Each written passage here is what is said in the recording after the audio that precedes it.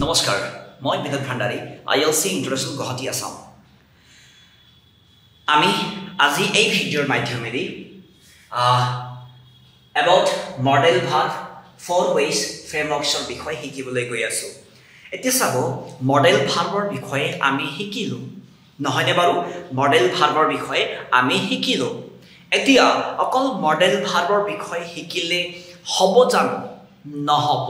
আমাক কি লাগিব যে মডেল ভাৰ্বৰ বাক্যৰ গাঁথনি সেন্টেন্স কেনেকৈ বনে এই কথাটো আমি শিকিব লাগিব ঠিক আছে সব সবফালে আপুনি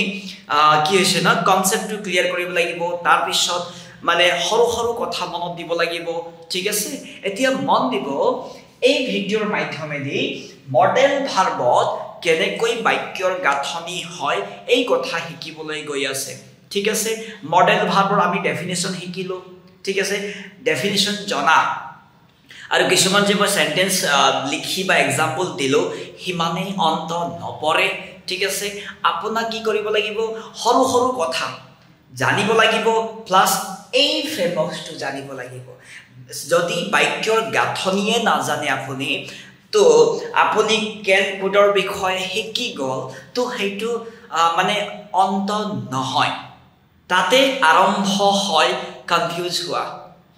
ঠিক আছে ভ্ৰমিত হোৱাৰ আৰম্ভ হয় সেই ভ্ৰমিত বা কনফিউজন নহক তাৰ প্ৰতি লক্ষ্য ৰাখে ILC আপোনালোকৰ বাবে ধুনীয়াকৈ এই 4 ways frameworks মডেল ভাৰ্বক লৈও দিছে জাস্ট শুনক শিকক আৰু আগবাঢ়ক ঠিক আছে বলকচোন আমি আগবাঢ়ো প্ৰথম আমি পালো কেনৰ বিষয়ে আমি অলপ চৰ্চা কৰো কেনৰ ডেফিনিশন কি আছিল মনত আছে কি নাই যদি মনত নাই যদি কেনৰ বিষয়ে বহুতে যদি আপুনি আগৰ ভিডিও নুসুৱাকৈ এই ভিডিওত সোমাইছে তো কষ্ট পাব দেই অসুবিধা হ'ব তো প্ৰথমে আগৰ ভিডিওটো চাই লওক তাৰ পিছত ইয়াত সোমাব ঠিক আছে ওকে এতিয়া প্ৰশ্নটো কি হয় কেনৰ বিষয়ে ডেফিনিশনটো আছিল প্ৰথমে আছিল present power ability capacity second definition আছিল যে পাৰমিশন থাৰ্ড ডেফিনিশন আছিল নেচাৰলেস ক্যাৰেক্টাৰ ঠিক আছে ওকে এতিয়া প্ৰশ্নটো হয় কি হয় অসমীয়াত কি হয় ইয়াৰ উত্তৰ মানে কি হৈছে ভাঙনিটো কি হয় তো সব পঢ়া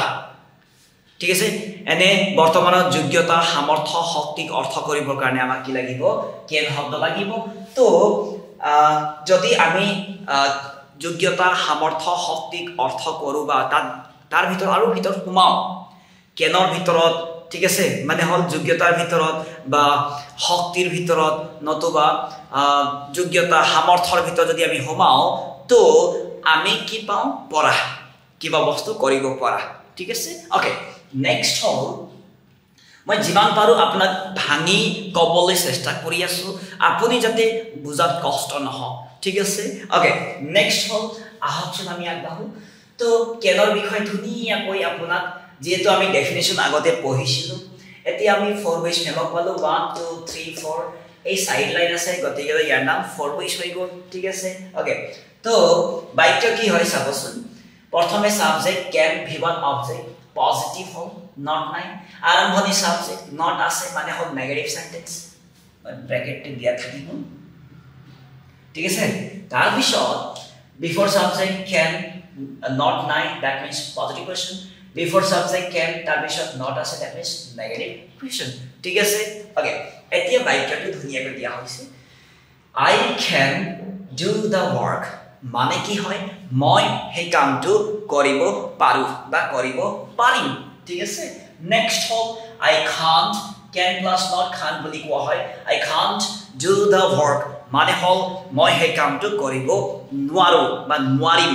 ঠিক আছে আগে next hall can I do the work মানে হল মই সেই কামটো কৰিব পাৰোনে বা পাৰিমনে দুইটা অপচন থাকে দেই কেতিয়াবা কিছুমানে কয় পাৰোনে কিছুমানে কয় আকৌ পাৰিমনে তো নো প্ৰবলেম এটাই হয় উত্তৰটো ঠিক আছে বাক্য এটাই হয় দুটাই অৰ্থ কৰে next hall can't I can plus not can't হৈ যায় can't I do the work মানে হল মই সেই কামটো কৰিব নোৱাৰোনে বা মই সেই কামটো কৰিব নোৱাৰিমনে এই কথাটো চাব কি কোৱা হল প্ৰথম লাইন পাৰিমনে নোৱাৰিমনে মন দিব পাৰিম নোৱাৰিমনে হৈ গল ইমান ধুনীয়া ঠিক আছে ওকে তো মই আশা কৰিছো এই ধৰণে আপোনালোকে 10টা 12টা যিমান পাৰে প্ৰেক্টিস কৰক ভাঙনি ওলাও আৰু প্ৰ্যাকটিক্যাল লাইফত কোৱা আৰম্ভ কৰক ঠিক আছে ওকে নেক্সট হল কোডৰ বিষয় নেক্সট শব্দ আমি পালো নেক্সট ডেফিনিশন পালো কোডৰ বিষয় কেনাৰটো আমি পাই গলো কোডৰ এতিয়া চাবলৈ গৈ আছো আমি কি হয় সাবজেক্ট কোড আছে v1 আছে অবজেক্ট আছে মানে হল পজিটিভ সেন্টেন্স কিয় ইয়াত not শব্দ ইয়াত নাই এই ফ্ৰেমৱৰ্কত ইয়াত আছে বিফৰ সাবজেক্ট মানে হল এটা কি হৈছে সেন্টেন্সৰ পৰে তাৰ পিছত not আছে মানে হল নেগেটিভ সেন্টেন্স হৈ গল তো could subject could not v1 object next hol before subject helping verb not নাই মানে হল pq বাকিখিনি v1 object থাকিব next hol before subject could আছে plus not আছে তাৰ মানে হল subject তাৰ পিছত আহি মানে হল nq তাৰ পিছত v1 object এইবিলাক আছে ঠিক আছে তো বলকচোন আমি আগবাঢ়ো কোডৰ ডেফিনিশন কি আছিল past ability past power past capacity আছিল মানে হল অতীতত কিবা কাম কৰিব পাৰিলো হেতেন ইয়াক লৈ আমাক কোড শব্দৰ ব্যৱহাৰ কৰা হয় ঠিক আছে এতিয়া মন দিব কোডক লৈ ধুনিয়া ডেফিনিশন ইয়াত দিয়া হৈছে ডেফিনিশনটো যেনে কলো আৰু এটা ডেফিনিশন আছে কোডৰ হেতু হল কোডৰ আৰু এটা ডেফিনিশন হল যে প্ৰেজেন্ট টাইম হয় polite requestless permission নম্ৰভাৱে আপোনাক কোৱা অনুগ্ৰহ কৰা বা মানে অনুমতি বিচৰা সেই ক্ষেত্ৰত আমাক কি লাগে কোড শব্দটো লাগে ঠিক আছে এতিয়া কোডৰ প্ৰেজেন্ট কেতিয়া হয় পাষ্ট কেতিয়া হয় ইয়াৰ বিষয়ে ধুনিয়াকৈ ভিডিও দিয়া হৈছে চাই লব আপোনালোকে নেক্সট হল কোডক লৈ সেন্টেন্সটো আমি পালো I could do the work মই সেই কামটো কৰিব পাৰিলো হেতেন ঠিক আছে next hall I couldn't do the work মানে হল মই সেই কামটো কৰিব নোৱাৰিলো হেতেন next could I do the work মানে মই সেই কামটো কৰিব পাৰিলো হেতেন next couldn't I do the work মানে হল মই সেই কামটো কৰিব নোৱাৰিলো হেতেন খতম পৰা নোৱাৰা এইটো কথা কৈ আমাক কোড লাগে ঠিক আছে এতিয়া আমি আগবাঢ়ো নেক্সট ফ্ৰেমৱৰ্কলৈ মেৰ বিষয় মেৰ ডেফিনিশন কি আছিল প্ৰ্যাকটিক্যাল ইউজ কি আছিল যে পসিবিলিটি সম্ভাৱনাৰ কাৰণে নেক্সট হল উইশ কৰিবৰ কাৰণে মানে কি হৈছে শুভেচ্ছা যাচিবৰ কাৰণে তাৰ পিছত মে শব্দৰ আৰু এটা ডেফিনিশন আছিল হেতু হল পাৰমিশনৰ কাৰণে পসিবিলিটি ওয়াইজ ঠিক আছে পাৰমিশন লাগিছিল আমাক ওকে তো ফ্ৰেমৱৰ্ক পালো সাবজেক্ট আছে তাৰ পিছত বাকিখিনি আছে মানে হল পজিটিভ সেন্টেন্স নট নাই সাবজেক্ট আছে মে আছে নট আছে মানে হল negative sentence before subject helping verb may আছে নট নাই মানে হল pq before subject may not আছে মানে হল নেগেটিভ question ঠিক আছে আগে নেক্সট হল সেন্টেন্স আমি পালো আমি বলকচোন আমি হিকো বাক্যত আমি পালো it may rain today মানে হল মন দিব it may rain today মানে হল আজি বৰষুণ হ'ব ওকে হ'ব সাগে আজি বৰষুণ হ'ব সাগে ঠিক আছে তাৰ পিছত it may not rain today মানে হল আজি বৰষুণ নহ'ব সাগে মন দিব দেই next hall may it rain today মানে হল আজি বৰষুণ